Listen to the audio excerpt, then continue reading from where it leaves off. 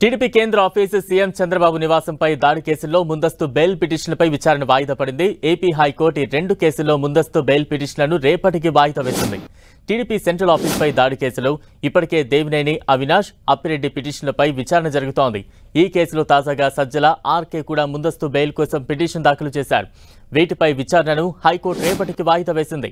YCP నేతల ముందస్తు bail పిటిషన్లపై రేపు విచారించనుంది.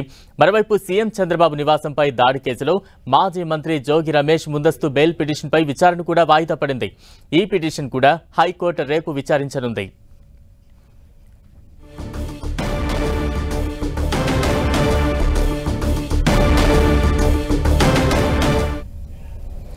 టీడీపీ కేంద్ర కార్యాలయానికి సంబంధించి దాడిపై హైకోర్టులో విచారణ అయితే రేపటికి వాయిదా పడింది. తాజా అప్డేట్స్ అందించేందుకు మా ప్రతినిధి తిరుమలరావు సిద్ధంగా ఉన్నారు. తిరుమలరావు.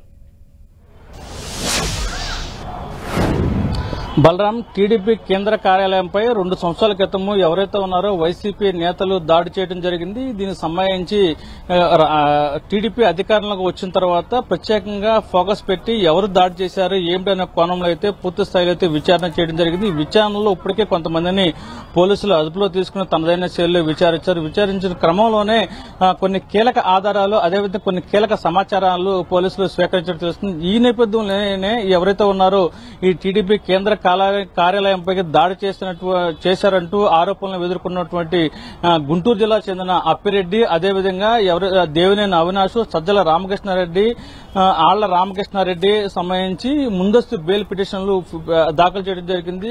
గత వారం శనివారం నాడు లేళ్లు అప్పిరెడ్డి, దేవినేని అవినాష్ బెయిల్ పిటిషన్ మీద దాఖలు చేయడం జరిగింది. తాజాగా నిన్న ఎవరైతే ఉన్నారో సజ్జల రామకృష్ణారెడ్డి, అదేవిధంగా ఆళ్ల రామకృష్ణారెడ్డి పిటిషన్లు దాఖలు చేయడం, దీని మీద విచారణ చేపట్టిన హైకోర్టు ఈ పిటిషన్ మీద రేపటికైతే వాయిదా వేయడం జరిగింది. ఏదేమైనప్పటికీ టీడీపీ కేంద్రాల కార్యాలయంపై దాడి కేసులో పోలీసులు అయితే విచారణ అయితే ముమ్మరం చేశారని చెప్పాలి. చాలా వేగవంతంగా విచారణ చేస్తున్నారు. ఎవరైతే ఉన్నారో ఆ జిల్లాలకు సంబంధించిన టీడీపీ నాయకులను తీసుకొచ్చి పిన్ టు పిన్ ఈ సంబంధించి ఈ వ్యక్తి ఎవరు, ఈ వ్యక్తి ఎవరు, ఈ వ్యక్తి ఎవరు అంటూ పూర్తి స్థాయిలో క్షుణ్ణంగా అయితే దర్యాప్తు అయితే ముమ్మరం చేస్తున్నారు. ఈ నేపథ్యంలోనే ఎవరైతే ఉన్నారో కొంతమంది మీద ఆ పోలీసులకు అనుమానం వచ్చింది. అయితే కొంతమంది అదుపులో తీసుకుని తనదైన శైలిలో విచారించడం జరిగింది. అప్పుడు వాళ్ళ మధ్య నుంచి పూర్తి స్థాయిలో విచారణ అయితే చేస్తున్న సమయంలో కొన్ని కీలక సమాచారం అయితే రాబడటం జరిగింది.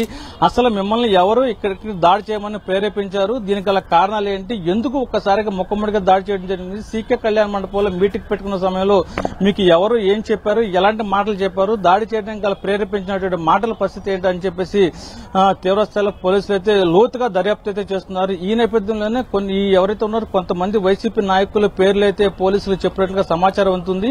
ఈ సమాచారం నేపథ్యంలోనే వీళ్ళు వైసీపీ నేతలు కూడా అరెస్టులు చేస్తారని చెప్పి సమాచారం నేపథ్యంలో ఇటు ఈ సంబంధించి ముందస్తు బెయిల్ అయితే దాఖలు చేయడం జరిగింది. విచారణ చేసిన హైకోర్టు రేపటికైతే వాయిదా వేయడం జరిగింది. మరో విధంగా చెప్పుకుంటే టీడీపీ నేత చంద్రబాబు నాయుడు ఇంటిపై దాడి చేసిన కేసులో జోగి రమేష్ కూడా హైకోర్టులో ముందస్తు బెయిల్ పిటిషన్ అయితే దాఖలు చేసుకోవడం జరిగింది. ఈ టీడీపీ అధికారులకు వచ్చిన తర్వాత మా మీద ఎవరు దాడులు పాల్పడ్డారో, ఎవరు మమ్మల్ని అసభ్యకరంగా ప్రవర్తించే వాళ్ళ మీద కఠిన చర్యలు తీసుకుంటామంటూ ముందే నాయకులు అయితే హెచ్చరించడం జరిగింది. ఈ నేపథ్యంలోనే ముందస్తు బెయిల్ పిటిషన్ అయితే జోగి రమేష్ కూడా దాఖలు చేసుకోవడం జరిగింది. దీని మీద కూడా రేపొద్దున విచారణ చేసే అవకాశాలు కనిపిస్తున్నాయి. బలరాం, తిరుమల అంటే ఎటువంటి బలమైన ఆధారాలతో ఇరుపక్షాల న్యాయవాదులు సిద్ధంగా ఉన్నారు కోర్టులో వాదనలు వినిపించేందుకు?